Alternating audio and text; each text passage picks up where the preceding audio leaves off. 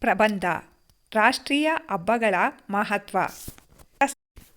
ರಾಷ್ಟ್ರೀಯ ಹಬ್ಬಗಳ ಮಹತ್ವ.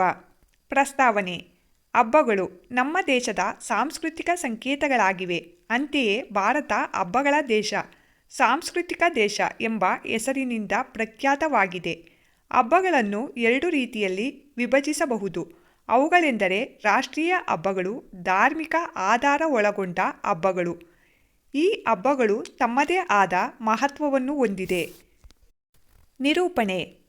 ರಾಷ್ಟ್ರೀಯ ಹಬ್ಬಗಳ ಮಹತ್ವ ಬಹು ಹೆಚ್ಚಿನದ್ದಾಗಿದೆ. ಏಕೆಂದರೆ ಈ ಹಬ್ಬಗಳು ತನ್ನದೇ ಆದ ಕೆಲವು ಗುಣಲಕ್ಷಣಗಳನ್ನು ಹೊಂದಿವೆ. ಅವುಗಳಲ್ಲಿ ಪ್ರಮುಖವಾದ ಅಂಶಗಳೆಂದರೆ ರಾಷ್ಟ್ರೀಯ ಹಬ್ಬಗಳನ್ನು ಸಂಪೂರ್ಣ ರಾಷ್ಟ್ರಾದ್ಯಂತ ಆಚರಿಸಲಾಗುವುದು. ಚಿಕ್ಕ ಚಿಕ್ಕ ಹಳ್ಳಿಯಿಂದ ದೊಡ್ಡ ದೊಡ್ಡ ನಗರ ಪ್ರದೇಶಗಳಲ್ಲಿ ತನ್ನದೇ ಆದ ವಿಶಿಷ್ಟ ರೀತಿಯಲ್ಲಿ ಸಂಭ್ರಮದಿಂದ ಆಚರಿಸುವರು.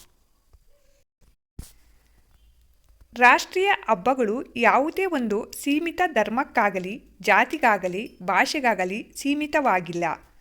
ರಾಷ್ಟ್ರೀಯ ಹಬ್ಬಗಳನ್ನು ಎಲ್ಲ ಜಾತಿ ಧರ್ಮದವರು, ಎಲ್ಲ ರೀತಿಯ ಭಾಷೆಯನ್ನಾಡುವವರು ಇದನ್ನು ಬಹಳ ಭಕ್ತಿ ಶ್ರದ್ಧಾ ಮನೋಭಾವದಿಂದ ಆಚರಿಸುವರು.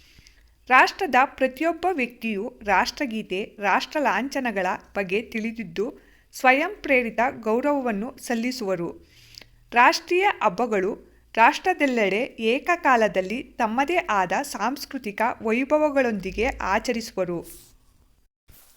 ಪ್ರತಿಯೊಬ್ಬ ಪ್ರಜೆಯು ರಾಷ್ಟ್ರಧ್ವಜಕ್ಕೆ ವಂದಿಸಿ ರಾಷ್ಟ್ರಗೀತೆಯನ್ನು ಹಾಡುವ ಪರಂಪರೆ ಅಂದಿನಿಂದ ಇಂದಿನವರೆಗೂ ಮುಂದೆಯೂ ಸಾಗುವುದರಲ್ಲಿ ಸಂದೇಹವಿಲ್ಲ.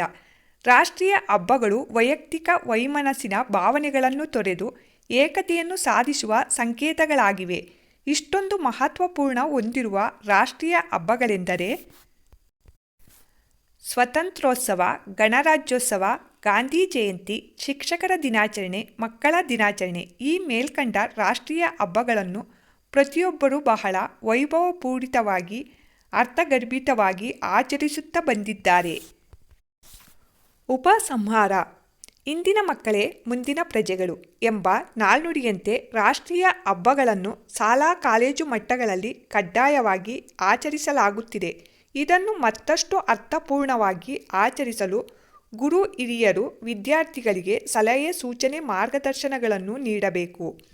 ರಾಷ್ಟ್ರೀಯ ಹಬ್ಬಗಳ ಆಚರಣೆ ಏಕತೆಯ ಸಂಕೇತವಾದ್ದರಿಂದ ವೈಯಕ್ತಿಕ ವೈಷಮ್ಯಗಳನ್ನು ಮರೆತು ಪ್ರೇಮ ಸೌಹಾರ್ದ ಭಾವನೆಯಿಂದ ಆಚರಿಸಬೇಕು. ದೇಶದ ನಾಯಕರಿಗೆ ಕೃತಜ್ಞತೆಯನ್ನು ಸಲ್ಲಿಸುವ ಪರಂಪರೆಯನ್ನು ರೂಢಿಸಿಕೊಳ್ಳಬೇಕು. ದೇಶಭಕ್ತಿ ಗೀತೆ, ನೃತ್ಯ, ನಾಟಕಗಳಿಂದ ಎಲ್ಲರನ್ನೂ ರಂಜಿಸುವುದು ಮಾತ್ರವಲ್ಲದೆ ದೇಶ ಸೇವೆಗೈದ ಮಹನೀಯರಿಗೆ ಕೃತಜ್ಞತೆಯನ್ನು ಸಲ್ಲಿಸಿದಂತಾಗುತ್ತದೆ. ಪ್ರತಿಯೊಬ್ಬರೂ ರಾಷ್ಟ್ರೀಯ ಹಬ್ಬಗಳ ಮಹತ್ವವನ್ನು ಅರಿತು ಇದನ್ನು ಆಚರಿಸುವ ಪರಿಪಾಠ ಮುಂದುವರಿಯಬೇಕು.